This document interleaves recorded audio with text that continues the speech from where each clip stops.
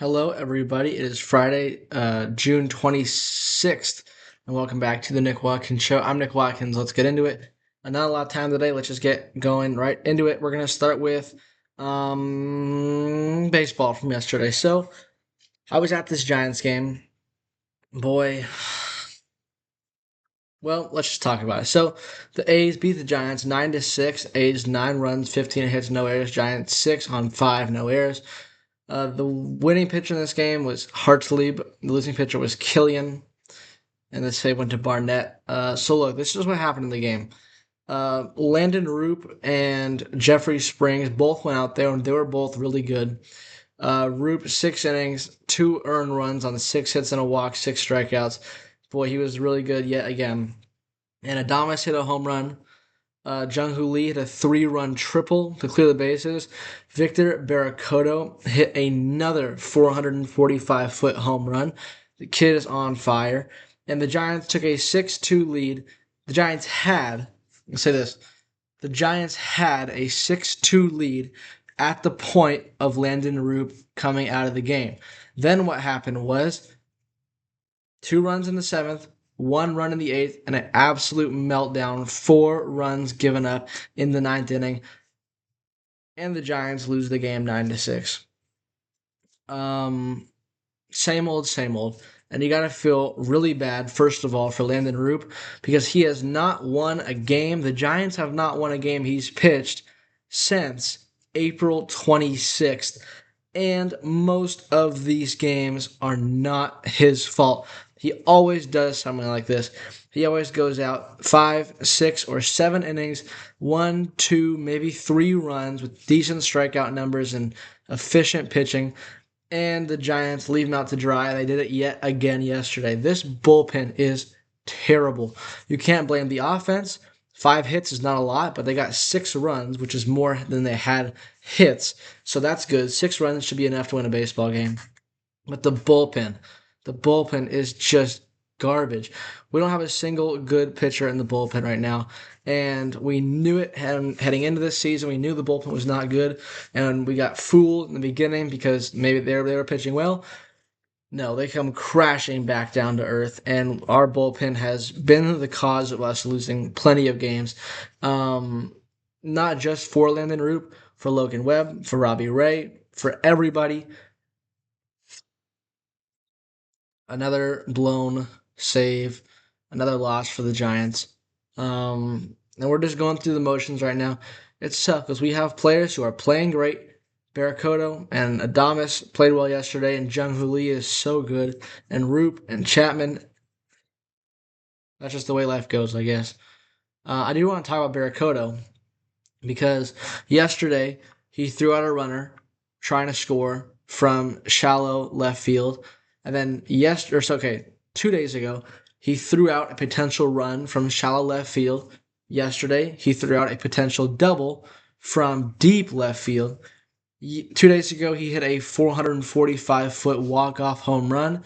Yesterday, he hit a 445-foot two-run home run. So that's 2 days in a row where he's showcased the arm and he showcased the tremendous power. And I don't want to overreact here, but I'm buying Barracoto stock. We'll just say that. Buying a little bit of Barracoto stock. But yeah, another loss for the Giants. We did win this series, but it doesn't matter. To be honest, I don't even know if you can tank in baseball, but I would like to.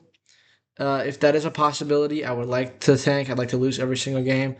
I don't think that's how it works, but I mean, maybe we could start researching that, trying to figure out a way to tank in baseball. Because if that doesn't exist, then we should try and come up with a way to do that because this season's going nowhere. Um,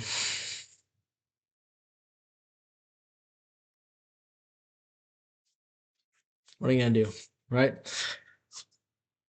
All right, let's take a look at today's game: Giants and the Braves. This is Mike Yastrzemski's return to the Bay Area, and Dominic Smith. The pitcher for the Braves is Reynaldo Lopez. For the Giants, unannounced. Um, don't know who it's gonna be. I don't know. All right. Let's talk about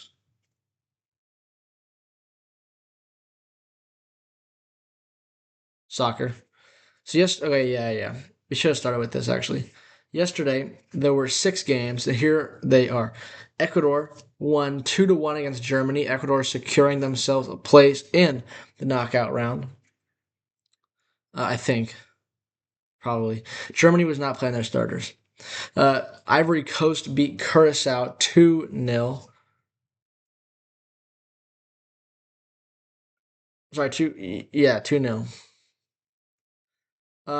Netherlands beat Tunisia 3-1. So they get the or no, they get 7 points. Sweden tied Japan 1-1. Then Paraguay and Australia, no score and a draw. And then Turkey beat the United States 3-2. So let's talk about this game for the U.S.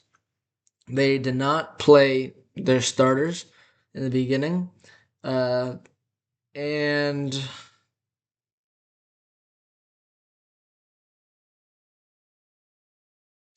well, let's just say we lost the game. Okay, we didn't. There was nothing was going to change with the way this game went. Nothing was going to change, and I'm not upset about the result. But let's just talk about like what happened. So a goal from the U.S. from Trusty in the 3rd minute of the game to lead things off. Then Turkey tied the game in the 10th. In the 31st, Yilmaz scored a goal. And then in the 49th minute, Berhalter scored. And then Ayan scored in the 98th minute of the game-winning goal. So the United States lose. But there were, let's just say this is what pretty much everyone's talking about. Does this result for the United States change anything? I think maybe a little, but I don't think it affects them too much. I think if anything, it could affect them in a positive way because you don't want to go into the playoffs feeling overconfident. We talked about that a lot in the NFL season about teams getting on a stretch and then coming back down to earth. You didn't want to go into the playoffs feeling very overconfident, very good about yourselves because it leaves you vulnerable to be humbled. But because the United States lost this game, they know what it feels like to lose and they're going to be playing with a little bit of a chip on their shoulder. So, if anything, it could affect them in a positive way. But at the same time, you don't want to look into it too much because the result of both where the United States were going to be and who they were playing was already set ahead of this game. And they did lose in a crushing fashion if it were a normal game. But I don't think this will affect too much. If anything, it could affect them in a positive way.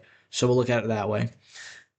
Another positive from this game was Christian Pulisic coming into the game, and he came in. He played 32 minutes. He had 2 shots on target, and he almost had an assist in this game.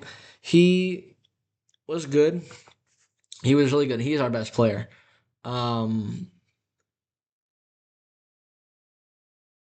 and it was good that he's back because just we don't want to throw him out there super rusty.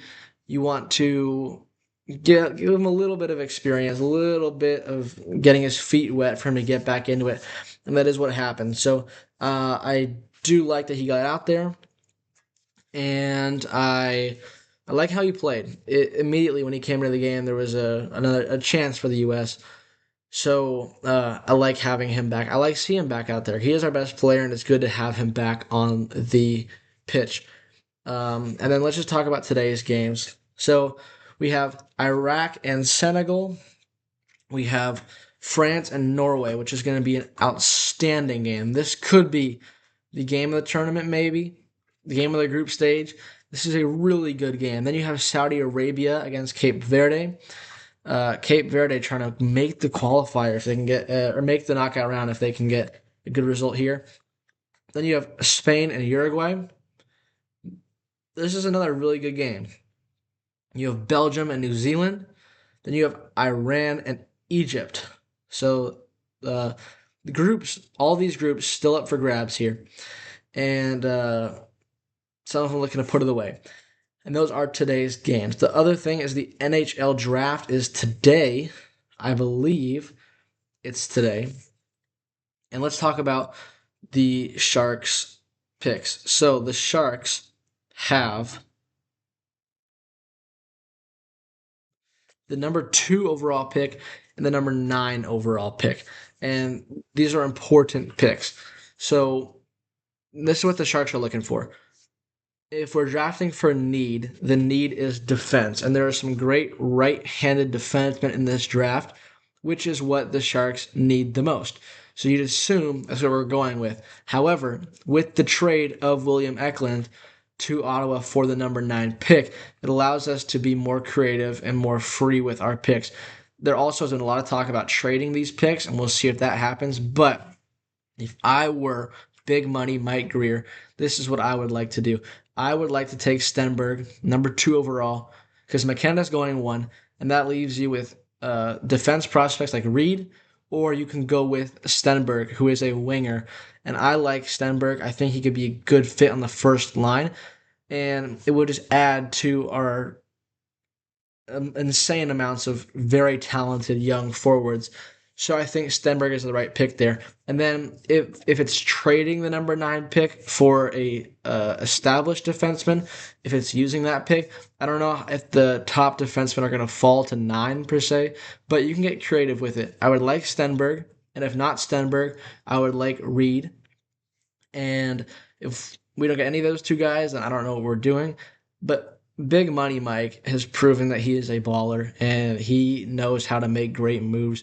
So whatever happens, I'm probably gonna be okay with, unless it's something stupid. But what I want Stenberg, and I would like defense. I don't know if we can get a top tier defenseman at 9. You should be able to. It's a very high pick, but Stenberg would be nice.